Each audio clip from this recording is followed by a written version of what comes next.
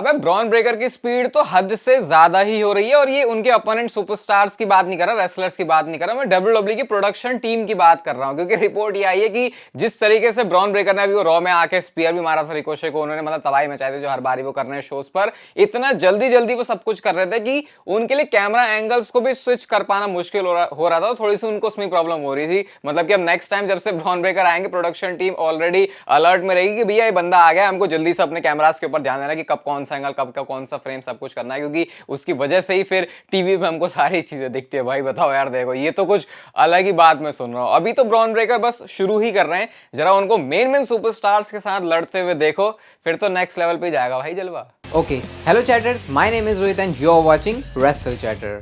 Welcome है guys आपका voice of wrestling के एक और नए एपिसोड में। और आज WWE NXT शो पर इतनी सारी चीजें हो गई, मतलब बहुत कुछ हो गया। सबसे पहले तो जॉर्डन ग्रेस जो कि TNA की चैंपियन है, आपको याद होगा रॉयल रंबल में भी वो आई थी, रॉक्सैन को आके उन्होंने चैलेंज कर दिया। और जो NXT का बैटल ग्राउंड शो है, वो जो UFC वाले एरिना से होने वाला है, वहां पर जो NXT की चैंपियनशिप है, वुमेन्स चैंपियनशिप, उसके लिए वो कंपीट करने वाली है। तो एक तो TNA सुपरस्टार का आना, सीधा NXT के चैंपियन को ही चैलेंज करना और उसकी चैंपियनशिप के लिए चैलेंज करना। उन्होंने अपने प्रोमो में भी बोला कि मैं तेरे को हरा के डबल चैंपियन वॉकआउट करूंगी। तो एक बार सिर्फ इमेजिन करोगे, TNA की कोई चैंपियन है, वो WWE की चैंपियनशिप के साथ वॉकआउट कर रही है, ये तो कुछ अलग ही मतलब सीन हो जाएगा। और इसके बाद भाई शॉन माइकल्स, क्योंकि आपको पता अभी इंटरनेट पर ये काफी टर्म यूज किया जाता है कि वाह क्या कुक किया है इसने, बताया है इस कुकिंग, ऐसे ऐसे करके सब कुछ बोलते हैं। तो शॉन माइकल्स ने अपने ट्विटर की जो प्रोफाइल है, जो DP है, उसको ही ये शेफ वाला बना दिया है। और इसी वाले मीम को बहुत ज्यादा यूज किया जाता था कि भाई देखो ट्रिपल एच जब कुक कर रहे हैं तो ट्रिपल एच के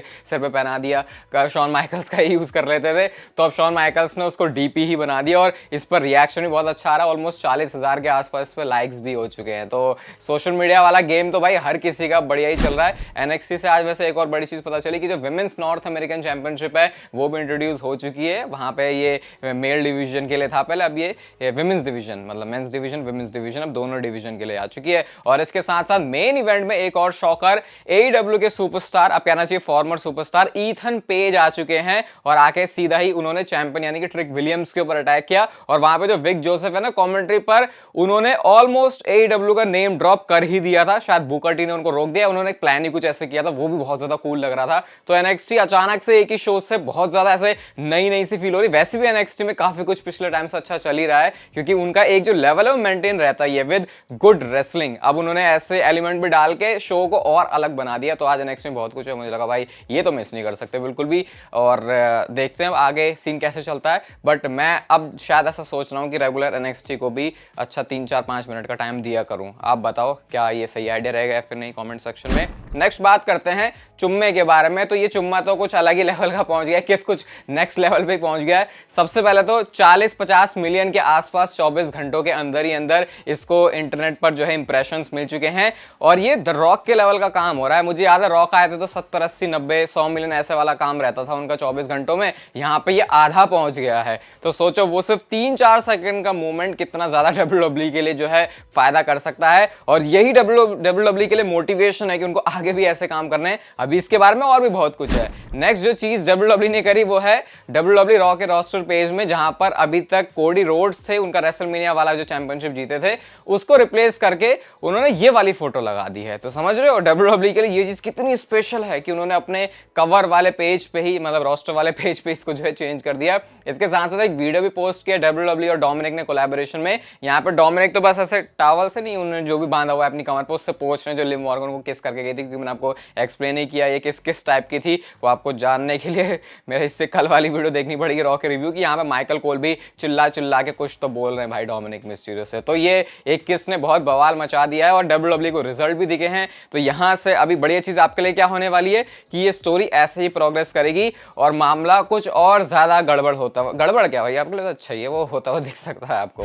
नेक्स्ट बात करते हैं कोडी रोड्स के बारे में। भाई तो कोडी रोड्स ने ये ट्वीट किया और उस ट्वीट से हमको ये तो पता चल गया कि जो कंफ्यूजन था कि क्लैश एट द कैसल में कोडी रोड्स क्या करेंगे, ये तो पता चल गया कि ग्लासगो वाले शो में वो जरूर जाने वाले, यूके में वो जरूर जाने वाले हैं। अब इससे लोग कह रहे हैं कि भाई क्या होने वाला है, क्या वो दोबारा एजे स्टाइल्स के साथ करेंगे मैच। मेरे ख्याल से WWE एजे स्टाइल्स के साथ एक मैच कर चुकी उनका लोगन पॉल के साथ कर चुकी है। यूजुअली WWE ऐसा करती नहीं है कि वो मतलब चैंपियन बना और उसके बाद इतनी जल्दी जल्दी उसके जो चैलेंजर है वो चेंज हो रहे हैं। तो अब इंटरेस्टिंग रहेगा देखना है आपके दिमाग में है वैसे कोई बंदा जो कि अभी मतलब क्लैश ऑफ द कैसल के लिए रेडी है कोडी रोड्स के साथ लड़ने के लिए, जिसको मौका मिलना चाहिए? और अगर मिलना चाहिए तो क्या इस बार 2 PPV के लिए होगा या फिर एक बार के लिए? ड्रू मैकिंटायर ने ऐसा ट्वीट किया कि 2 बार सबको आंखें मलनी पड़ी कि क्या ये ड्रू मैकिंटायर ने ही ट्वीट किया है।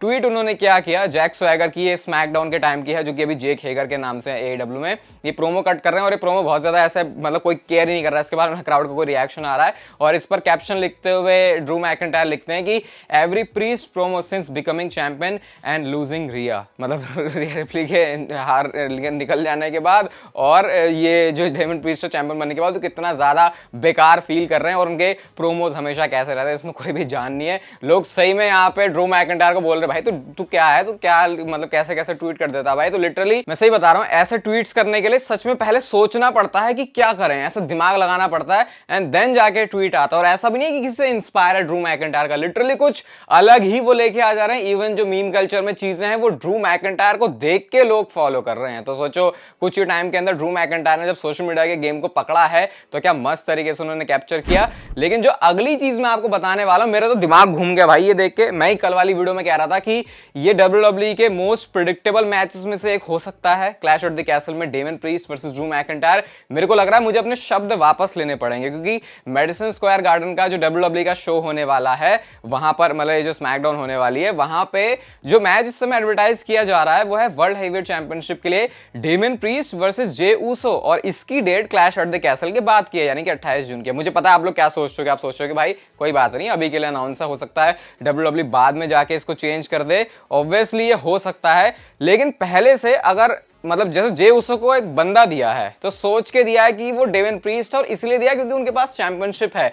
तो या तो डेमन प्रीस्ट और जे उसो का मैच होगा लेकिन बिना चैंपियनशिप के, लेकिन फिर उसका सेंस क्या बनेगा क्योंकि इसको बनाए ऐसे रहे। या फिर हो सकता है बाद में इसको WWE चेंज कर दे, अगर ड्रू मैकिंटायर जीत रहे हैं तो फिर ड्रू वर्सेस जे उसो हो सकता है। लेकिन इसके ऊपर रिएक्शन देखो ड्रू मैकिंटायर का, वो लिखते हैं द एफ, मतलब कि ये क्या बात हो रही है, क्योंकि ड्रू मैकिंटायर ने भी इस बात को रियलाइज किया होगा भाई ये तो क्लैश एट द कैसल के बाद का शो है, और तब भी ये दिखाया जा रहा है कि डेमन प्रीस्ट के पास चैंपियनशिप है और डेमन प्रीस्ट इसको जाके डिफेंड करेगा अगेंस्ट जे ऊसो। तो ये थोड़ा सा कंफ्यूजन लग रहा है। अब मैं नहीं कह रहा भाई सही में, क्योंकि वो दिमाग में वो भी चीज आ रही है कि भाई सीएम पंक का भी तो रोल हो सकता है, सीएम पंक भी तो कॉस्ट करवा सकते हैं फिर से ड्रू मैकिंटायर को चैंपियनशिप, हो सकता है वो ना जीते क्योंकि डेमन प्रीस्ट का जो रेन है शायद WWE रेसलमेनिया के बाद बंदा रेसलमेनिया में चैंपियन बना है तो उसके बाद रेन लंबा दे सकती है, तो पता नहीं भाई। लेकिन फिर भी मेरे को इतना एक फैक्ट पता है कि ड्रू मैकिंटायर ग्लासगो में जाके अपने ही घर में जाके मैच कर रहे हैं, एक ऐसा मूवमेंट जिसको वो सालों से वेट कर रहे हैं। तो अगर वो मूवमेंट अब भी नहीं मिल रहा तो वो सीएम पंक कॉस्ट करवाते तो बहुत कुछ बवंडर होने वाला है। ये इतना इजी नहीं है भाई कि बस एक बंदे ने आके चैंपियनशिप मैच में इंटरप्ट कर दिया और ठीक है वो नहीं जीता।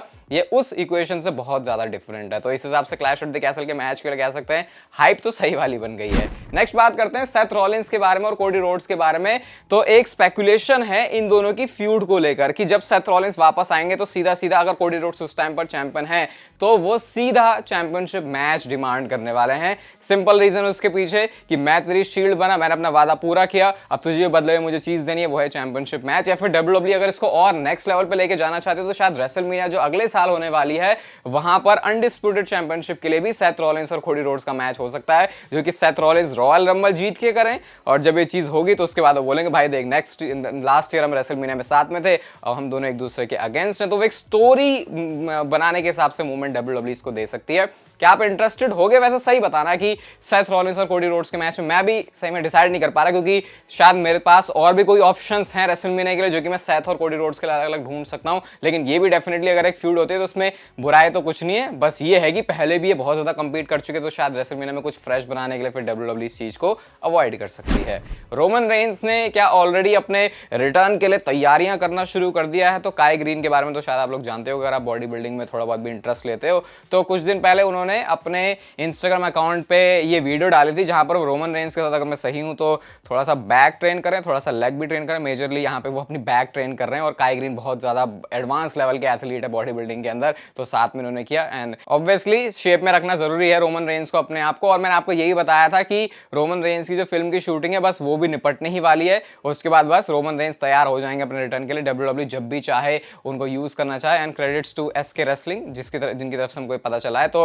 अभी देखते हैं भाई, तैयारियां तो रोमन रेंस की पूरी चल रही हैं। लेट्स सी उनका वापस आने का सीन कब तक बनता है। सारी वीडियोस तो आपने चैनल पे देखी होंगी, तो आपको अच्छा खासा आइडिया लग गया होगा कि वो जगह, वो इलाका, वो मूवमेंट, वो स्टोरी लाइन कैसे हो सकती है। विंस रूसो ने कुछ कंट्रोवर्शियल कमेंट किए हैं। दो चीजें हैं, आपका डेफिनेटली मैं इसके बारे में ओपिनियन जरूर जानना चाहूंगा। देखो बिल्कुल न्यूट्रल रह के बताना, तभी आप कुछ इस पे ओपिनियन दे पाओगे, क्योंकि अगर थोड़े भी बायस्ड हो गए तो फिर प्रॉब्लम हो सकती है। उन्होंने सबसे पहले सीएम पंक के बारे में बात करी। कहते हैं मेरी एक बोल्ड प्रेडिक्शन है कि जब सीएम पंक वापस आएगा तो 3 महीने बाद वो फिर से इंजर्ड हो जाएगा, क्योंकि वो बंदा बूढ़ा हो चुका है, उसमें इतनी जान रह नहीं गई है। और वो ये भी कहते हैं कि मैं इसलिए नहीं बोल रहा कि मतलब उनको कोई ऐसा प्रॉब्लम है, जैसा पास्ट रिकॉर्ड रहा है सीएम पंक का, ऐसा कुछ कहना है विंस रूसो का। अब आप बताओ इस बात से आप कितना सहमत हो, क्या ऐसा है फिर नहीं। और जो दूसरी बात उन्होंने बोली है वो है नेटफ्लिक्स और रॉ के बारे में। ये इस पर ओपिनियन तो क्या ही फॉर्म करोगे, लेकिन ये एक बहुत ही ऐसी सिचुएशन है जिसको डब्ल्यूडब्ल्यू को मॉनिटर करना चाहिए शुरू से ही, वरना प्रॉब्लम हो सकती है। उन्होंने बोला कि नेटफ्लिक्स के साथ रॉ की डील जरूर साइन हुई है, लेकिन अगर डब्ल्यूडब्ल्यू रॉ ने प्रोडक्ट ने ऐसा कुछ डिलीवर करके नहीं दिया नेटफ्लिक्स को, तो फिर इस बात में कोई भी शक नहीं है कि जो इतनी बड़े मोटे पैसों की डील मिली है नेक्स्ट टाइम में रिन्यू नहीं होगी और मंडे नाइट रॉ फिर से यूएसए नेटवर्क के ऊपर चला जाएगा। इवन अभी से भी ये कहा जा रहा है कि ये जो लिव मॉर्गन डोमिनिक की स्टोरी है ये एक तरीके से प्रेप चल रही है जो नेटफ्लिक्स में जाके करने वाले हैं, क्योंकि मैं आपको बता ही चुका हूं जो सेंसरशिप है वो नेटफ्लिक्स या फिर ओटीटी जैसे प्लेटफॉर्म में बहुत ही ज्यादा कम हो जाती है। वो आपको पता ही है, टीवी पे क्या देख सकते हो और फिर ओटीटी पे जाके क्या क्या चीजें चल रही होती हैं आजकल। तो उस हिसाब से विंस रूसो की ये वाली बात तो मुझे सही लगी। बाकी सीएम पंक वाली बात के ऊपर मैं कुछ ज्यादा कहना नहीं चाहूंगा, वो कंट्रोवर्शियल है, आप अपने ओपिनियन जरूर दे सकते हो, बट मैं ये जरूर बोलूंगा कि हाँ बातों में दम तो थोड़ा बहुत है। नेक्स्ट बात करते हैं बेकी लिंच के बारे में। तो बेकी लिंच क्या रिटायर हो गई है डब्ल्यूडब्ल्यूई से? तो भाई उनका जो कॉन्ट्रैक्ट है वो 1 जून, रिटायर बोल रहा हूँ क्या बोल रहा हूँ, क्या वो उनका कॉन्ट्रैक्ट खत्म हो गया है डब्ल्यूडब्ल्यूई से जारी है, कुछ भी समझ लो। 1 जून को उनका जो कॉन्ट्रैक्ट है डब्ल्यूडब्ल्यूई के साथ वो खत्म हो रहा है। और जिस तरीके से उन्होंने स्टील केज मैच भी दिया, यहाँ पे आप देख सकते हो ऐसे टाटा बाय बाय भी वो कर रही हैं, तो ऐसा लोगों को लग रहा है भाई बेकी लिंच चली जाएंगे, लेकिन मुझे ऐसा लगता नहीं है। बेकी लिंच के बारे में ये रिपोर्ट आई है फाइटफुल की तरफ से कि शायद उनको डब्ल्यूडब्ल्यूई की हिस्ट्री का बिगेस्ट एक विमेन सुपरस्टार होने के नाते कॉन्ट्रैक्ट मिलने वाला है, मतलब बहुत ज्यादा है पैसों का होगा। कुछ पता चलेगी इसके बारे में डिटेल तो बता दूंगा, लेकिन मुझे लगता नहीं भाई बेकी लिंच किसी भी तरीके से कहीं रिटायरमेंट तो ऑब्वियसली नहीं है, दूसरी कंपनी में तो क्यों ही जाएंगी भाई, क्योंकि इतना सब काम जब उन्होंने डब्ल्यूडब्ल्यू किया स्टैब्लिश भी बहुत अच्छी खासी हो चुकी है। डब्ल्यूडब्ल्यू हार चुकी है एईडब्ल्यू से। एक जो स्टैट आया सामने वो था कि डब्ल्यूडब्ल्यू को सबसे पहले अपने ताजपोशी वाले इवेंट के लिए सबसे कम सर्चेस मिले हैं अब तक के रिसेंट टाइम में, यानी कि टॉप 20 सर्च जो रैंकिंग है उसमें भी नहीं आया गूगल के वो। लेकिन अगर हम एईडब्ल्यू की बात करें तो उनका जो डबल और नथिंग था उसने उस दिन के टॉप 11 के स्पॉट में अपनी जगह बना ली। और कह सकते हैं कि ताजपोशी वाले इवेंट के लिए इंटरेस्ट लेवल था नहीं फैंस का, बस किसी तरीके से डब्ल्यूडब्ल्यू ने शो को निकाल दिया और सऊदी वालों को सेटिस्फाइड कर दिया। मैं तो इसको ऐसे ही सम अप करना चाहूंगा, बट फिर भी जो इवेंट की क्वालिटी थी वो तो डेफिनेटली मैं कहूंगा अच्छी थी। बाकी अगर आपको वीडियो की क्वालिटी अच्छी लगी, जो मैं बोलता हूं वो अच्छा लगा, तो इसे लाइक जरूर कर देना, चैनल को सब्सक्राइब कर दो ऐसी और वीडियोस के लिए, और तब तक फिर लेते रहो जिंदगी के मजे।